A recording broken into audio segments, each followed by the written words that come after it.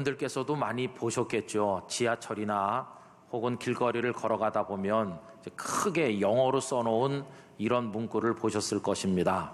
You can do it 이렇게 써 있어요. 당신은 할 수 있습니다. 이런 격려의 문구입니다. 또 조금 걸어가다 보면 Just do it now 이렇게 써 있어요. 지금 그걸 하세요 이렇게 써 있어요. 여러분 생각을 해보면 당신은 아무것도 못합니다.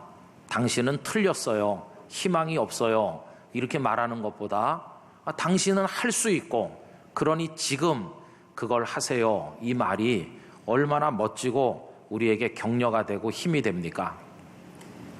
이거는 우리 속에 큰 자신감을 불러일으키죠. 그렇죠? 의욕이 생기도록 만들어줍니다. 그런데 여러분, 우리는 할 수 있다고 하는 이 자신감, 이것은 근대 문명, 현대 문명의 기초가 되어 있습니다. 우리가 살아왔고 앞으로도 살아갈 오늘날까지 이 근현대 문명은 그 뿌리를 인간적인 자신감에 두고 있다고 할 수 있습니다.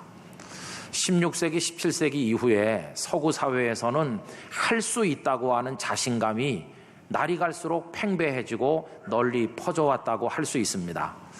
자, 그러면 이런 자신감은 어디서 왔을까? 크게 두 가지 루트를 얘기할 수 있어요. 하나는 철학의 분야에서 온 것입니다. 철학자들은 사람을 이렇게 설명했습니다. 우리 인간으로 말하자면 대단한 존재다. 우리 안에는 이성이 들어있고 이 이성을 잘 활용하면서 살면 우리는 굉장한 일을 할 수 있는 아주 특별한 존재다. 이렇게 설명을 했습니다. 여러분 학교 다닐 때 우리 들어본 얘기를 조금 해보면요. 그 합리주의 철학이라든지 경험론 철학이 있었고 그리고는 계몽주의에서 그게 다 이렇게 저수지에 물이 모이듯이 모이게 됐습니다. 그런데 그 계몽주의 철학의 대가라고 하는 임마누엘 칸트라는 사람이 있는데 이분이 계몽주의란 무엇인가 하는 소논문을 쓴 게 있습니다. 거기 읽어보면 이렇게 말해요. 우리 인간 안에는 이성이 있다. 이 이성을 잘 발견하고 개발해서 극대화시켜서 살아가는 운동이 그게 바로 계몽주의다. 이렇게 설명을 해요. 여러분 그때 이후로 사람은 자신을 어떻게 생각했느냐 하면 위대한 존재라고 스스로 생각을 하게 된 것입니다. 그런 생각이 점점 커지면서 사람들 마음속에 어떤 현상이 일어났을까요?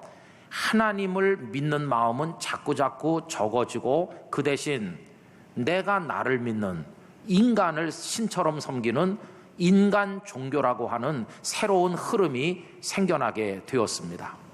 우리는 할 수 있다 이렇게 하는 거죠. 그 다음에 또 하나의 루트는 뭐냐 하면 과학에서 왔어요.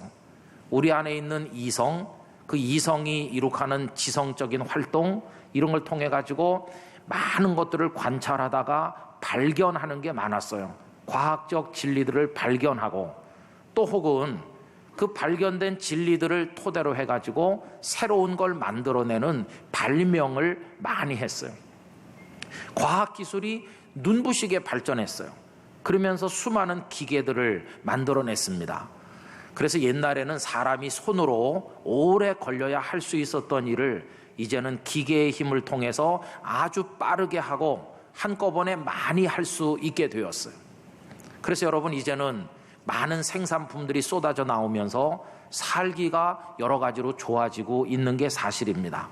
그러다 보니까 사람들은 이런 생각을 하게 됐습니다. 우리가 하나님이 만드시는 하나님의 나라를 굳이 기다리고 앉아있을 필요가 없다.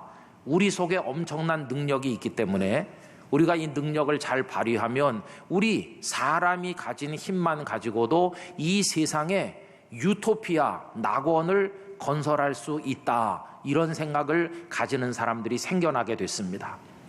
그래서 그들은 하나님께 기도하기보다는 연구실에 들어가서 실험하고 하나님을 믿기보다는 인간의 첨단 과학기술을 하나님 대신 신처럼 섬기는 이제 그런 일들이 생겨나게 되었다고 하는 것입니다.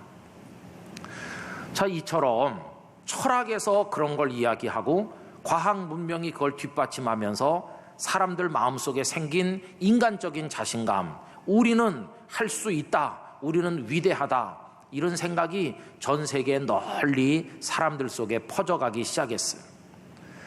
여러분, 이런 인간적 자신감의 뿌리가 어디일까요? 거슬러 올라가 보면 지난주일 오후 예배 시간에 종교개혁사 이야기하면서 말씀드린 르네상스가 그 뿌리라고 이야기할 수 있습니다. 여러분, 르네상스라고 하는 말의 뜻은 다시 살려낸다, 부활시킨다, 재생시킨다, 그런 뜻이거든요. 그 앞에 르 할 때 RE가 그런 뜻을 가진 겁니다. 그러면 무엇을 다시 살려내겠다는 것일까요? 무엇을 도대체 재생시킨다고 하는 것일까? 지난주일 오후 예배 시간에도 말씀드렸지만 이 르네상스 학자들이 사용했던 방법론이 셈으로 돌아가자 하는 것이었습니다. 아드 폰테스, 뿌리로, 근원으로 돌아가자는 거죠. 그럼 셈으로 돌아간다고 할 때 그들이 말하는 셈이 어딜까요? 그것은 아주 옛날에 고대 그리스 문명, 고대 로마 문명, 그게 바로 그들이 말했던 셈이었어요. 그리고 셈으로 돌아가서 그걸 다시 찾아내서 죽었던 걸 다시 살려내자, 이게 이제 르네상스인데, 그럼 뭘 살려내자는 것일까요? 다른 게 아니라 인간을 다시 살려내자는 것이었어요. 위대한 인간이 그동안 죽었으니까 인간을 다시 살려내자. 여러분, 조금 설명을 해보면 이런 얘기입니다.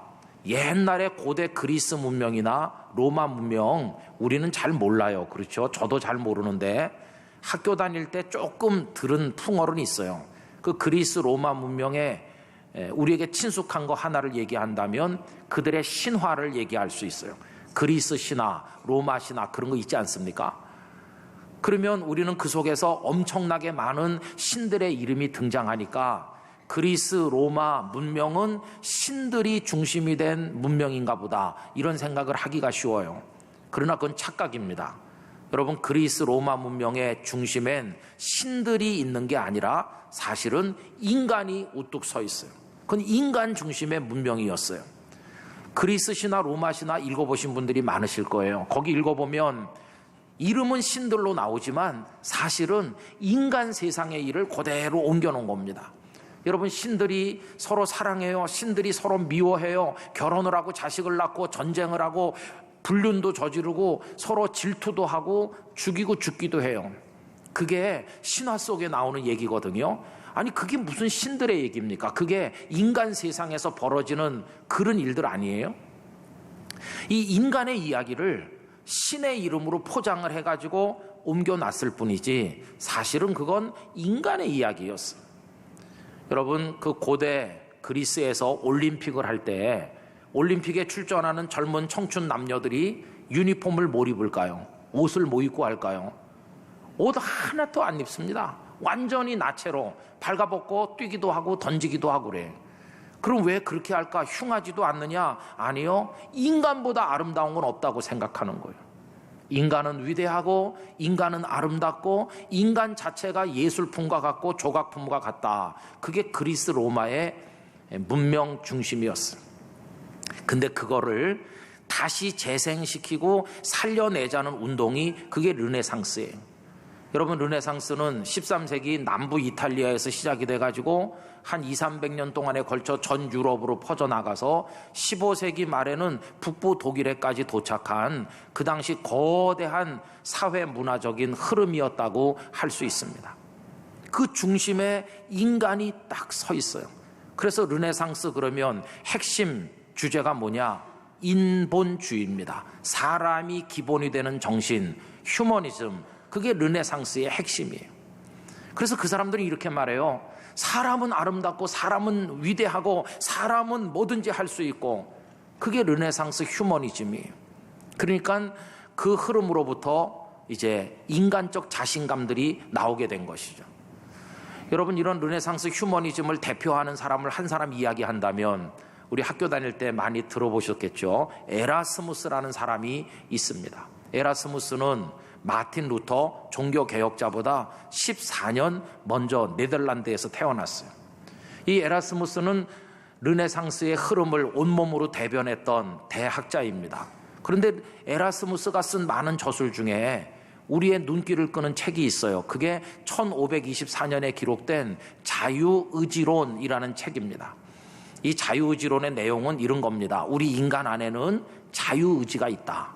이 의지를 어떻게 사용하느냐에 따라서 우리는 선행도 얼마든지 할 수 있고 우리를 구원할 수도 있고 우리는 여러 가지를 할 수 있다, 이렇게 말해요. 그게 자유의지론의 흐름입니다. 그러니까 인간을 아름답고 위대하다고 말하는 그 르네상스 휴머니즘의 흐름이 이 에라스무스의 책 속에 그대로 녹아 있다고 할 수 있지 않습니까? 그런데 여러분, 딱 1년 후에 1525년에 에라스무스의 자유의지론이라는 책을 정면으로 비판하는 책이 출판됐는데 이름도 아주 유사해요. 그거는 노예의지론이라는 책이었어요. 그리고 놀랍게도 그 책을 지은 분이 누구냐? 종교개혁자인 마틴 루터였어요. 여러분, 이 에라스무스와 마틴 루터는 14살 차이라고 그랬죠? 근데 이 둘은 알고 있었습니다. 루터는 에라스무스를 존경했습니다. 왜? 르네상스라고 하는 거대한 흐름을 온몸으로 대표하는 시대의 선각자라고 생각했기 때문에 루터는 에라스무스를 흠모했고, 에라스무스는 젊은 수도사가 종교개혁의 횃불을 높이 든 걸 귀하게 평가해서 아주 소중하게 여겼습니다. 이 두 사람은 편지도 많이 주고받고 그랬어요. 그런데 이 두 사람이 언제부터 이렇게 노선을 달리하게 됐느냐? 에라스무스가 조금 전에 말씀드린 자유의지론이라는 책을 펴냈을 때부터였어요. 루터는 그걸 반박하면서 노예의지론을 펴냈어요. 그럼 루터는 그 속에서 무슨 얘기를 했을까요?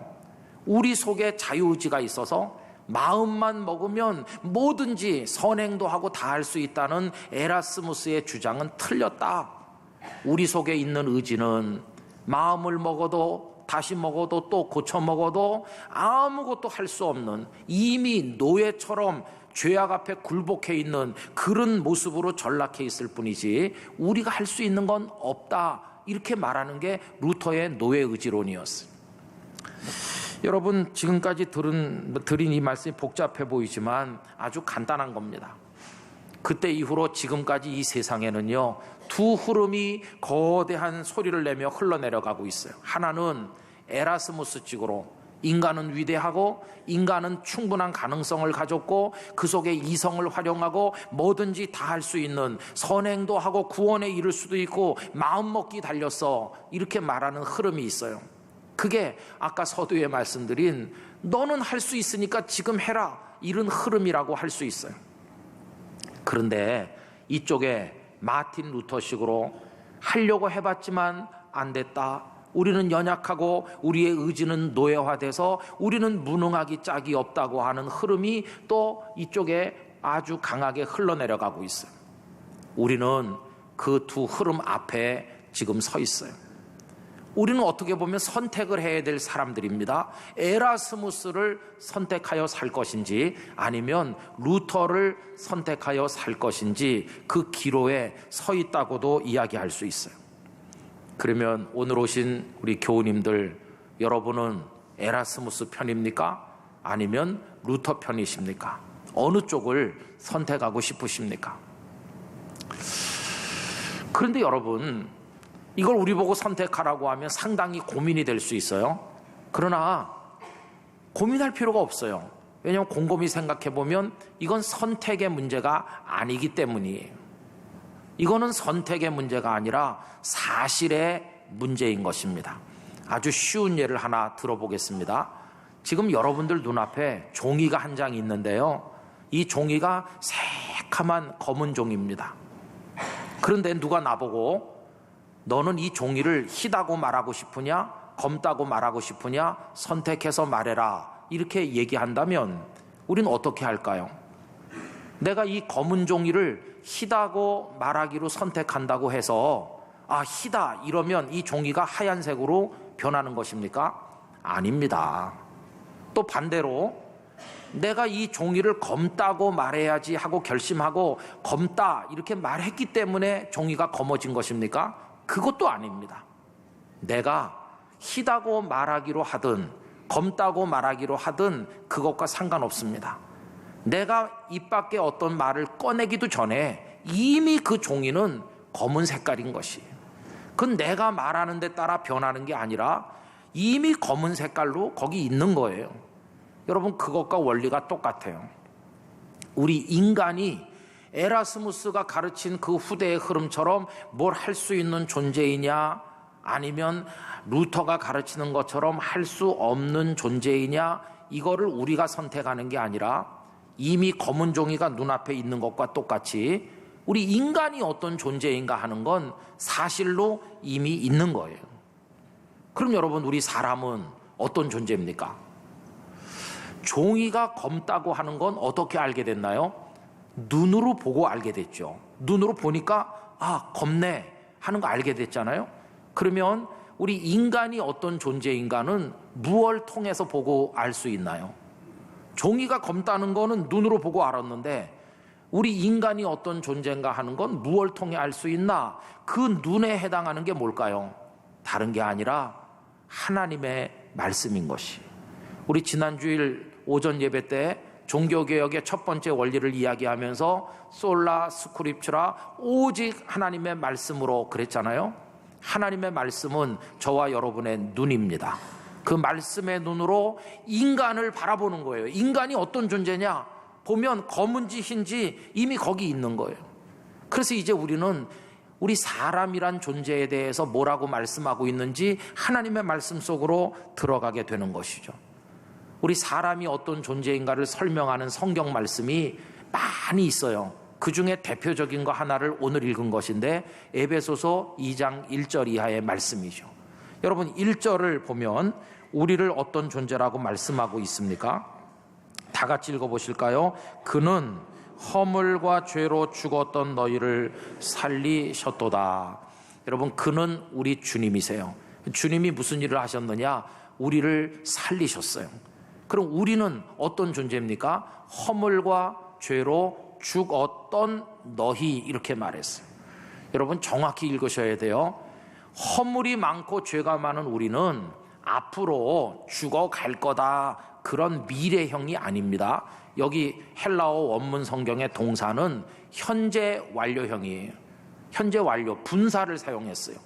벌써 죽었다는 거예요. 벌써 죽어. 앞으로 서서히 죽어갈 게 아니고 우리는요, 허물과 죄로 이미 죽었던 사람이에요. 우린 시신과 같아요. 그런데 내가 지금 죽어서 누워있는데 누가 나보고 일어나서 착한 일을 많이 하고 선을 행하고 노력해라 그러면 갑자기 내가 일어납니까? 아니요. 세상 떠난 죽은 분들은 손가락 하나도 움직일 수 없어요. 절대적으로 무능력하다, 그 말이에요. 여러분, 우리가 주님이 우리를 살려내시기 전의 상태가 바로 그 상태예요. 이미 죽어가지고 선을 행할 수도 없고 나를 구원할 수도 없고 아무것도 할 수 없다는 거예요.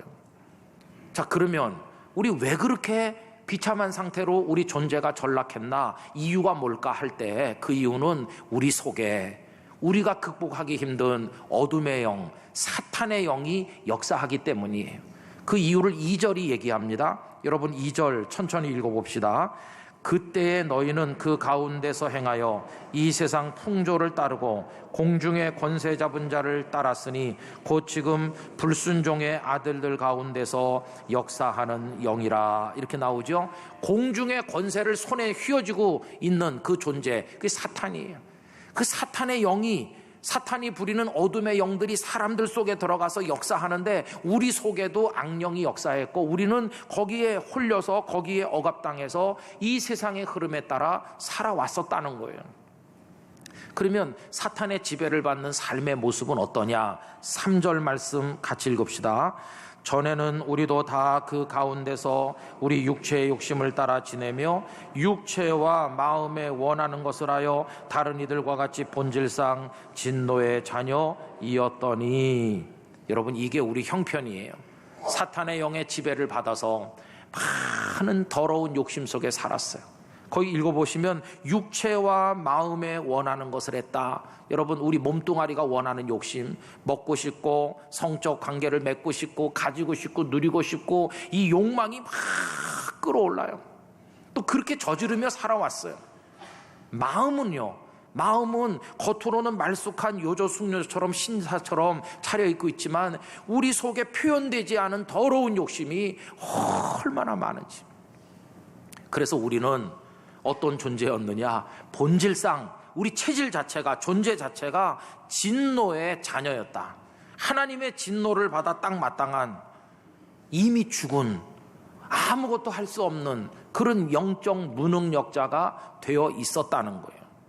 그럼 여러분, 아까 그 질문으로 돌아가 봅시다. 아까 제가 에라스무스식으로 인간은 위대하고 아름답고 자유의지를 가지고 뭐 할 수 있다는 쪽을 선택할 것인가, 아니면 우리는 무능하고 연약해서 아무것도 할 수 없다는 루터식의 가르침을 선택할 것인가, 이런 질문 드렸잖아요.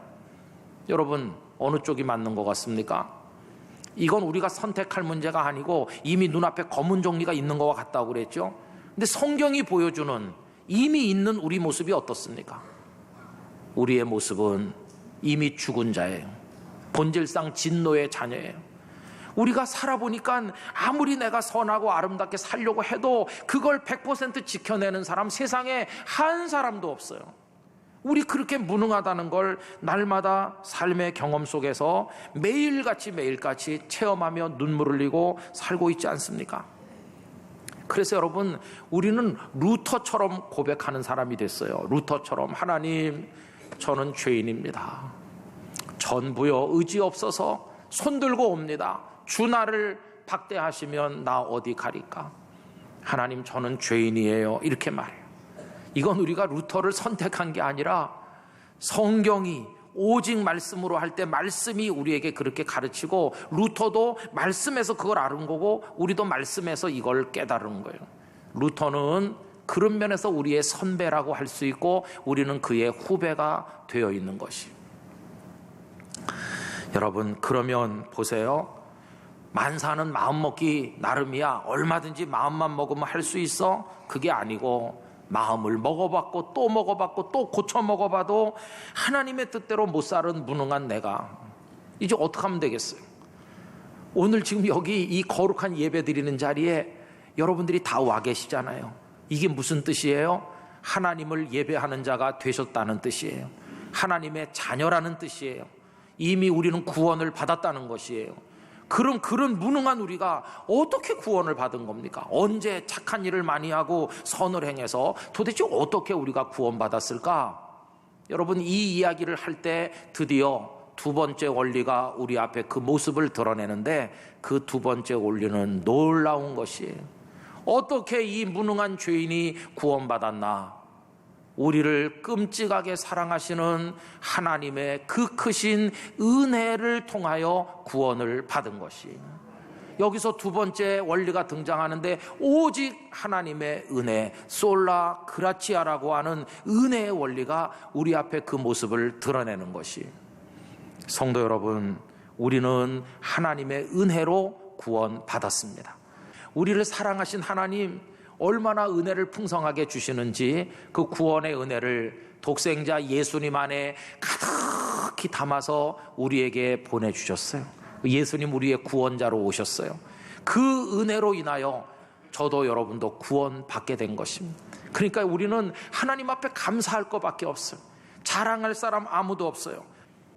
여러분, 천주교회가 많잖아요. 우리랑 다른 점이 여기서 확 드러나요. 그분들은 하나님의 은혜 절반에다가 사람이 노력을 많이 해서 착한 일 많이 하고 공덕을 많이 쌓아가지고 이걸 통해서 구원받는다고 말해요. 그러나 우리는요, 이 그럴듯한 이야기를 부인하고 있습니다. 왜? 해보니까 은혜 50%, 우리의 노력 50%로 되는 게 아니거든요. 아무리 해봐도 안 됐어요. 그래서 우리는 고백합니다. 50%만 하나님의 은혜인 게 아니라 시작부터 마지막까지 전체 하나님의 은혜로, 오직 은혜로 구원받는 줄로 믿습니다. 이게 우리의 신앙 고백이 된 것이에요. 여러분, 그래서 우리들은 하나님의 은혜가 없이는 구원받을 수 없었다는 사실을 알고, 우리가 뭐 선행을 행한다고 자랑하거나 그렇지 않아요. 교회 성도 여러분, 그 구원받은 사람의 기쁨과 감사 속에 하나님을 사랑하며 살아가시게 되기를 원하는 것입니다. 그래서 구원도 은혜를 받았고 오늘 여기 있는 것도 은혜요, 앞으로 살아갈 것도 은혜요, 영원한 천국에 들어가는 것도 은혜요, 내 삶은 오직 은혜로 될 줄로 믿습니다. 그러면서 은혜 위에 더 큰 은혜를 주시도록 날마다 하나님 앞에 엎드려 기도하는 것이, 우리 성도 여러분, 그 놀라운 하나님의 은혜, 인간의 방법으로 값을 지불할 수 없는 거저 주시는 그러나 완벽한 구원과 축복으로 인도하시는 그 은혜가 오늘 이 자리에 오신 여러분들에게 충만하시기를 기원합니다.